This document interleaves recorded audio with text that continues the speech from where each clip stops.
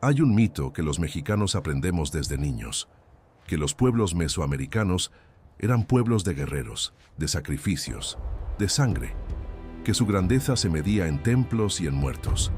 Pero hay algo que casi nadie te cuenta en la escuela, algo que los arqueólogos llevan décadas desenterrando en silencio y que cambia completamente la manera en que entendemos a estas civilizaciones. Lo que sostuvo a los grandes imperios de Mesoamérica no fue la guerra, no fue la religión, fue el maíz, fue el agua. Fue un sistema agrícola tan ingenioso, tan brutalmente eficiente, tan absolutamente incomprendido por los europeos que llegaron a destruirlo, que alimentó a cientos de miles de personas durante siglos sin agotar la tierra. Y ese sistema tenía nombre, tenía un dios, tenía una serpiente emplumada que, según los antiguos, había bajado del cielo para enseñarle a los hombres a cultivar. Hoy vamos a entrar en los campos donde nació esa serpiente. Y te prometo que lo que vas a ver te va a sorprender. Empecemos por algo que la mayoría de la gente no considera cuando piensa en civilizaciones antiguas. El problema del hambre. No el hambre ocasional, no la escasez de temporada. Hablamos del hambre estructural, del terror permanente que define a cualquier sociedad que depende del clima, de la lluvia, del suelo. En Mesoamérica, ese terror era real y constante. El altiplano central, donde florecieron Teotihuacán, Tula y después Tenochtitlán, es un territorio caprichoso. Las lluvias llegan entre mayo y octubre, y entre noviembre y abril el suelo se vuelve polvo. Las heladas pueden destruir una cosecha entera en una sola noche. Las sequías pueden durar años. Y sin embargo, en el siglo XV, cuando los españoles llegaron al Valle de México, encontraron una de las ciudades más pobladas del planeta. Tenochtitlán tenía entre 200,000 y 300,000 personas. Londres, en ese mismo momento, tenía apenas 50,000. París, quizás 80,000. ¿Cómo diablos se alimentaba tanta gente en un territorio tan hostil?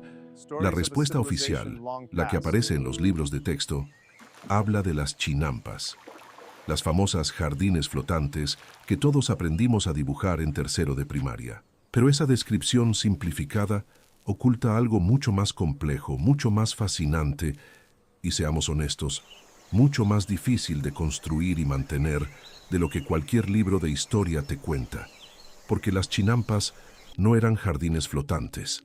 Esa es la primera mentira que tenemos que desmantelar. Las chinampas eran estructuras de tierra compactada, fijadas al fondo lacustre mediante raíces de ahuejote, una especie de sauce que los mexicas cultivaban específicamente para anclar estas plataformas al fondo del lago.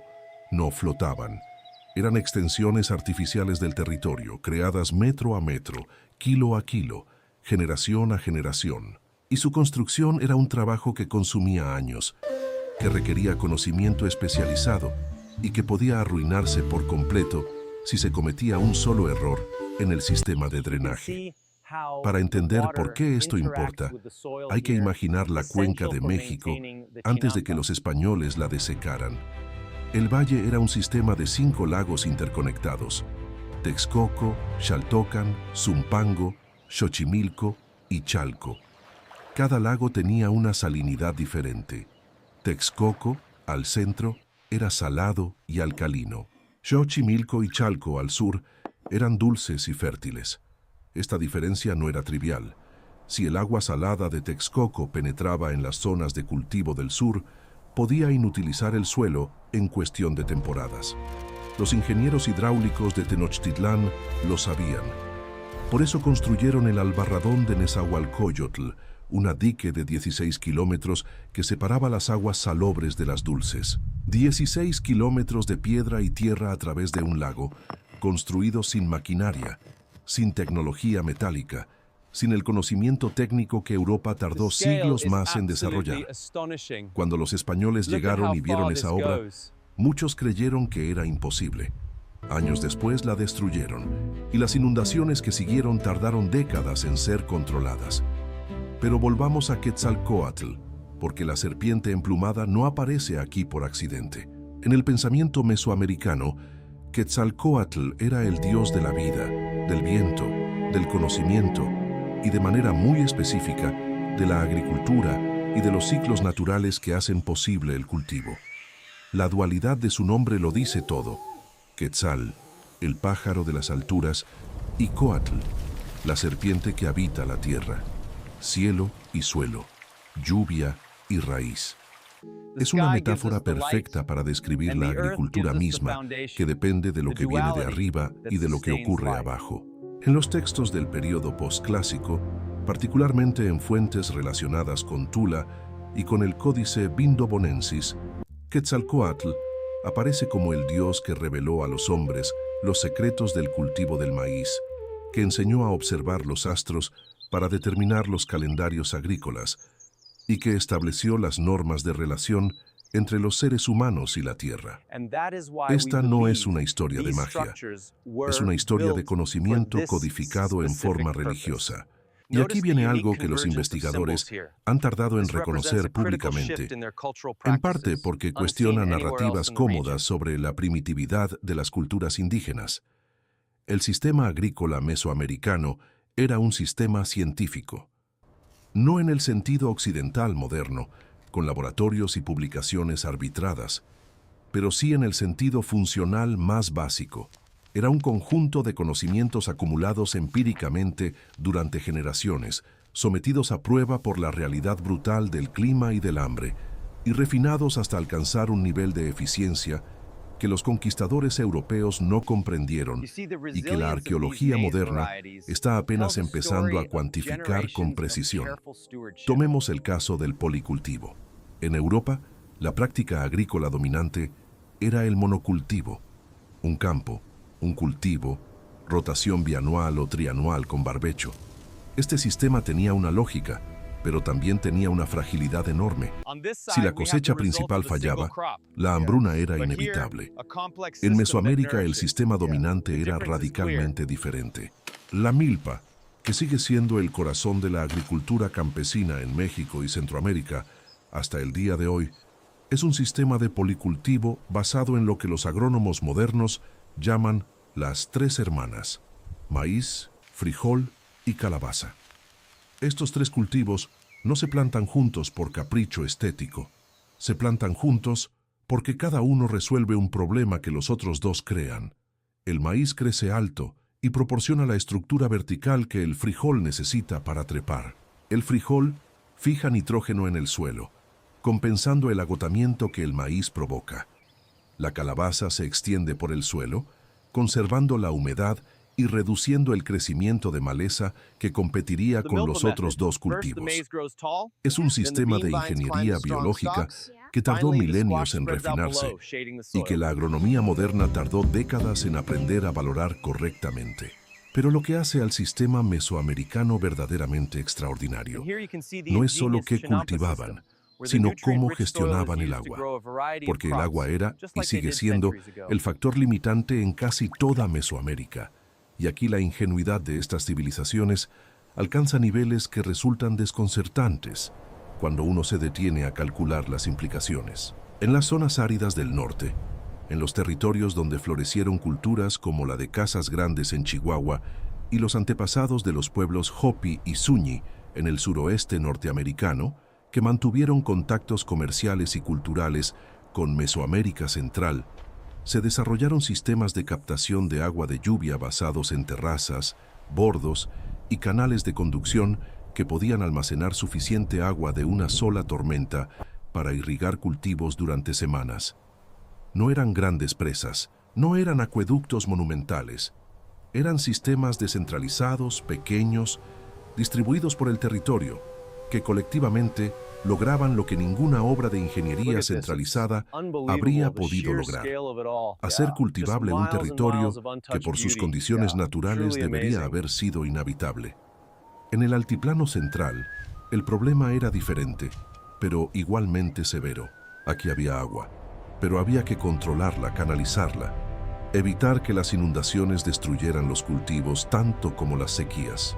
El sistema de chinampas en el lago de Xochimilco no era simplemente un método de ganar terreno sobre el agua. Era un sistema integrado de control hídrico, fertilización y microclima. Las chinampas, Se construían separadas unas de otras por canales estrechos, de entre 1 y 3 metros de ancho. Estos canales servían para el transporte en canoa, sí, pero su función más importante era agrícola. El agua que circulaba por ellos mantenía una humedad constante en el suelo de las chinampas por capilaridad, eliminando casi por completo la necesidad de irrigación manual. Además, el lodo del fondo de los canales, rico en materia orgánica descompuesta y en nutrientes disueltos, se extraía periódicamente y se depositaba sobre la superficie de las chinampas como fertilizante. Era un ciclo cerrado de nutrientes que mantenía la productividad del suelo sin necesidad de dejarlo descansar. Lo que los agrónomos modernos encontraron cuando analizaron muestras de suelo de las chinampas históricas de Xochimilco fue sorprendente incluso para los especialistas que esperaban resultados positivos. Los niveles de fósforo, nitrógeno y materia orgánica en esos suelos eran comparables a los de suelos agrícolas modernos que han sido fertilizados químicamente durante décadas. Suelos que no habían recibido ni un gramo de fertilizante sintético. Suelos que habían sido cultivados de manera continua durante siglos. Esto no debería ser posible según los modelos agronómicos convencionales, que asumen un agotamiento gradual de los nutrientes con el cultivo intensivo. La explicación está en el sistema de reposición de nutrientes mediante el lodo de los canales, combinado con el uso de materia vegetal, residuos de cultivos anteriores y, sí, también desechos humanos, que en las ciudades mesoamericanas se recolectaban sistemáticamente y se transportaban en canoa hasta los campos de cultivo. Esto último resulta culturalmente incómodo mencionarlo, pero era una práctica documentada que diferenciaba radicalmente el sistema agrícola mesoamericano del europeo, donde los desechos urbanos se tiraban a las calles y los ríos, contaminando el agua y propagando enfermedades.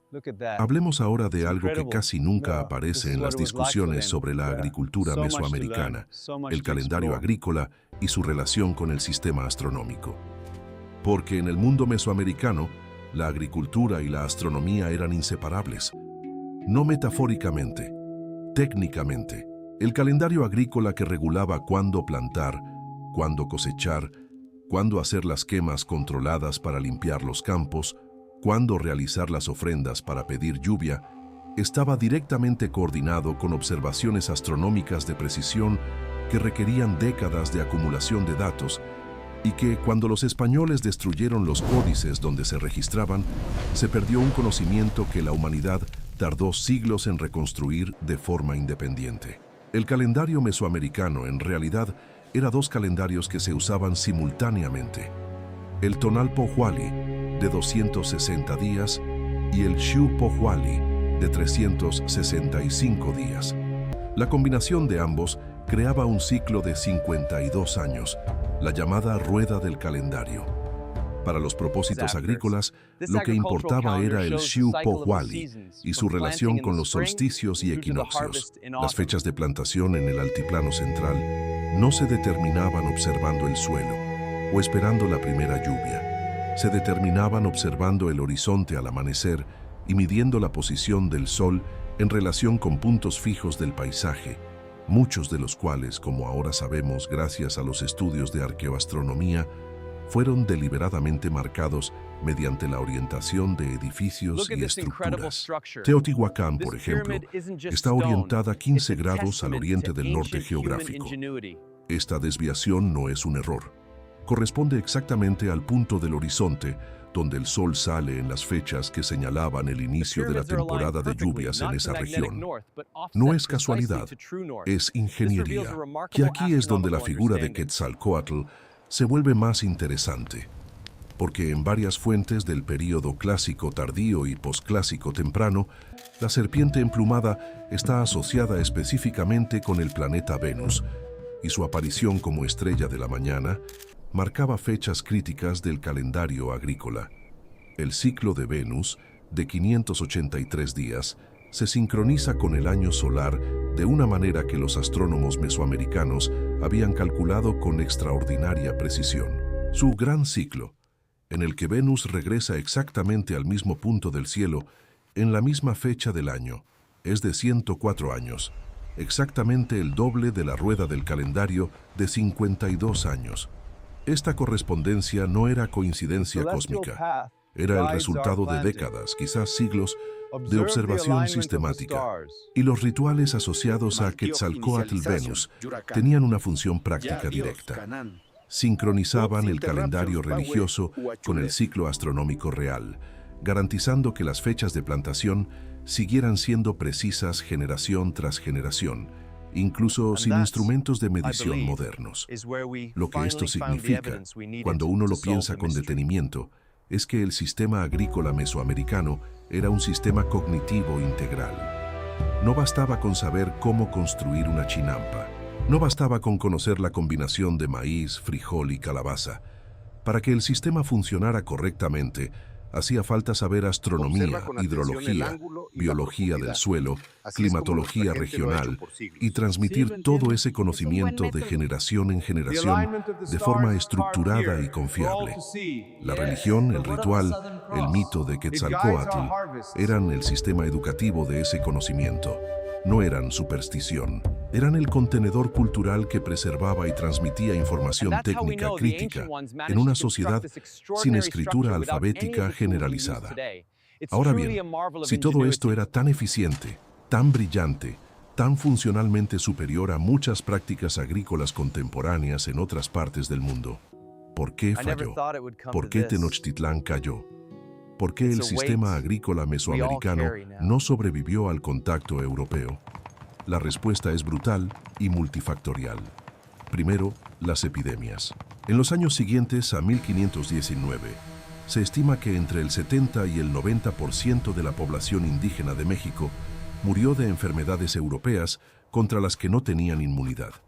El cocolistli de 1545-1548, que algunos investigadores identifican con una cepa de salmonela, mató entre 5 y 15 millones de personas solo en la Nueva España.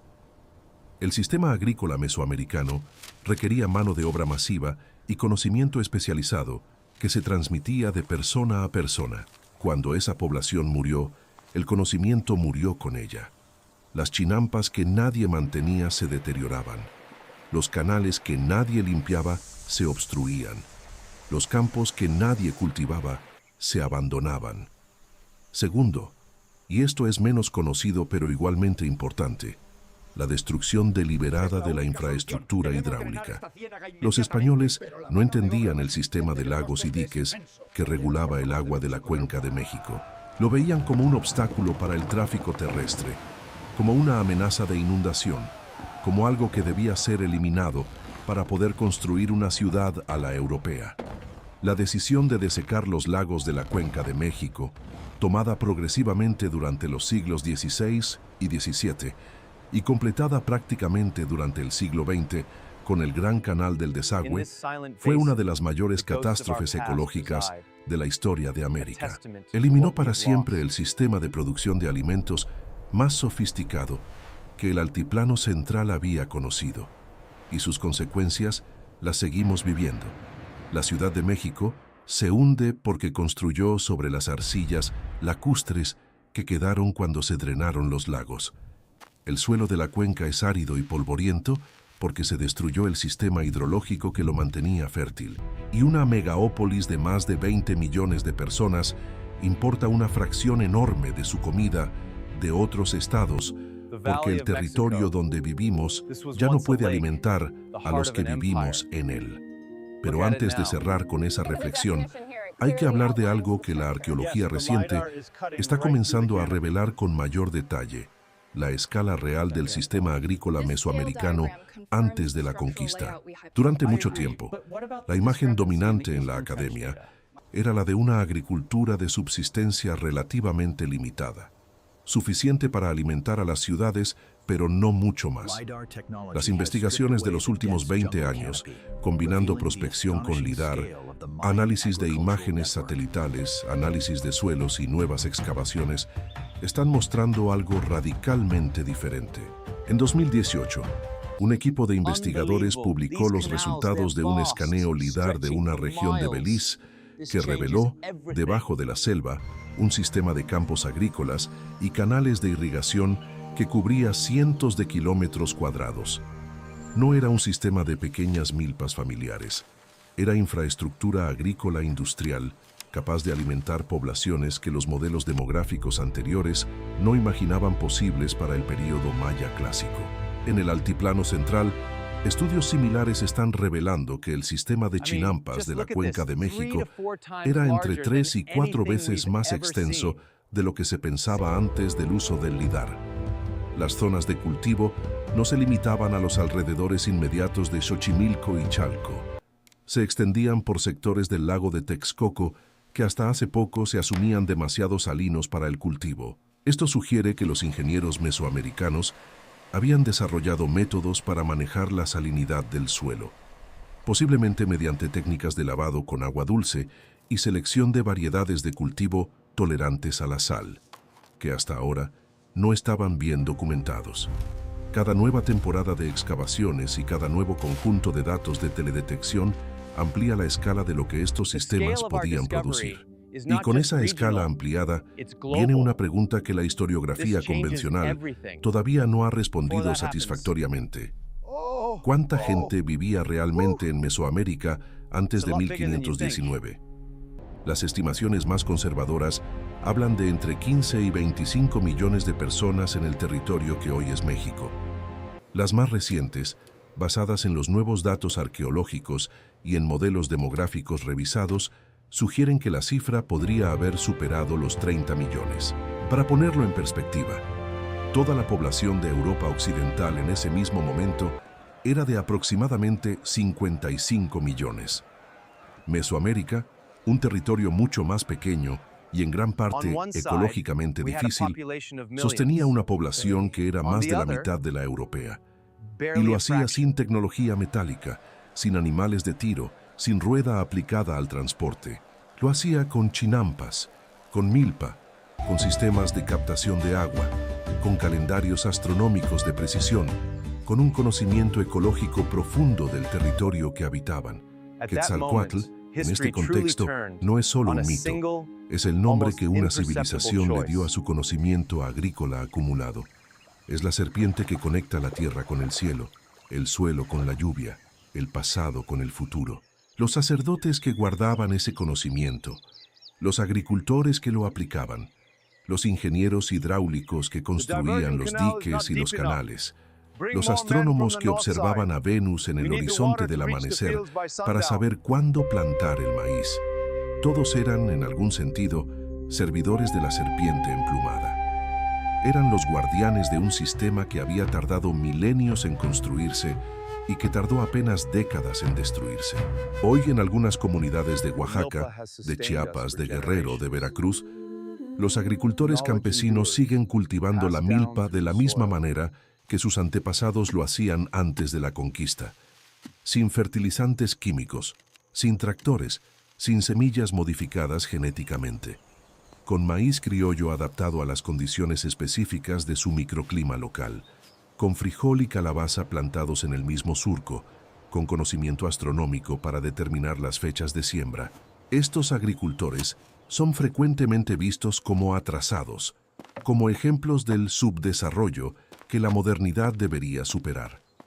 La agronomía moderna, que está redescubriendo la importancia del policultivo, la resiliencia de las variedades criollas frente al cambio climático y la insostenibilidad a largo plazo del monocultivo industrial, tiene cada vez más razones para reconocer lo que estos agricultores atrasados llevan siglos sabiendo. El sistema que Quetzalcóatl supuestamente reveló no era perfecto. Ningún sistema lo es. Había hambrunas, había sequías que el mejor calendario astronómico no podía predecir, había conflictos por el agua y por la tierra, pero era un sistema que llevaba siglos funcionando, que había demostrado su capacidad para alimentar a millones de personas en un territorio difícil y que contenía en sí mismo los mecanismos para adaptarse y sobrevivir. Ese sistema fue destruido, y los efectos de esa destrucción, la erosión del suelo, la pérdida de las variedades criollas, el hundimiento de la Ciudad de México, la dependencia alimentaria de las comunidades rurales más pobres del país, siguen siendo visibles, medibles, dolorosamente presentes en el México del siglo XXI.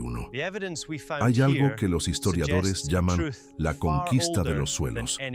No es la conquista militar que aprendemos en los libros.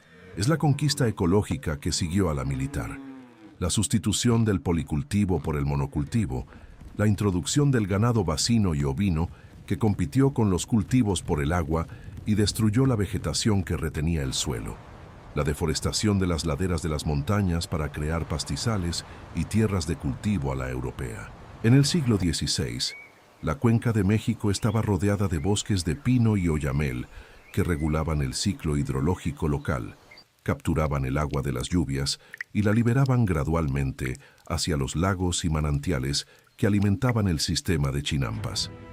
Esos bosques desaparecieron en el curso de 2 o 3 generaciones. La erosión que siguió alteró permanentemente la hidrología de la cuenca.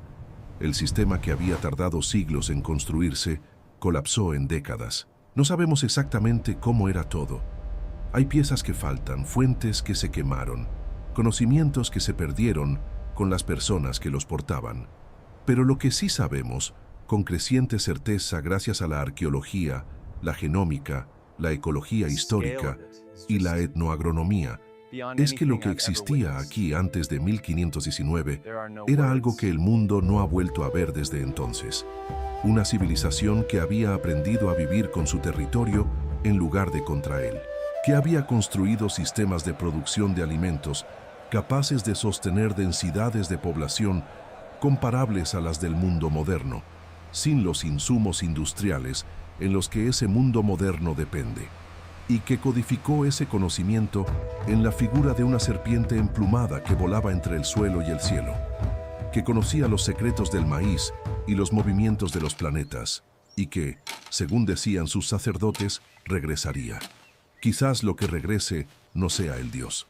Quizás lo que regrese sea el conocimiento, porque el planeta que heredamos, con sus suelos erosionados y su clima desestabilizado, va a necesitar agricultores que sepan hacer lo que los mesoamericanos ya sabían: cultivar sin destruir, alimentar sin agotar, vivir dentro de los límites de lo que la tierra puede dar. La serpiente emplumada nunca fue solo un mito, fue una instrucción, y todavía no la hemos terminado de leer.